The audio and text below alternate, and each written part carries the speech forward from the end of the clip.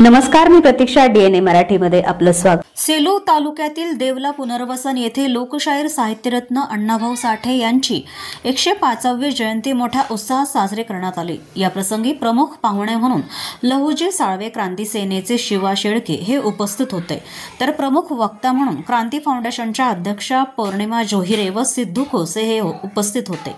याचबरोबर जयंती समितीचे अध्यक्ष प्रकाश खंदारे, उपाध्यक्ष रामदास शेळके, सचिव चंद्रकांत काष्टे, संयोजक अजय गवळी, राजू कसबे, बाबासाहेब कांबळे, सचिन अंभोरे, धम्मपाल कांबळे, रवी वाघमारे, विशाल अंभोरे, चंदू अंभोरे आदींसह जयंती कमिटीचे पदाधिकारी, त्याचबरोबर समाज बांधव व महिला मोठ्या संख्येने उपस्थित होता.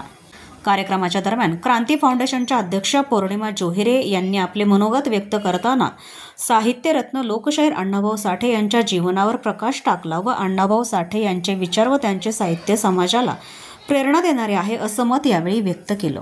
प्रतिनिधी बालाजी कांबळे, DNA मराठी, परभणी.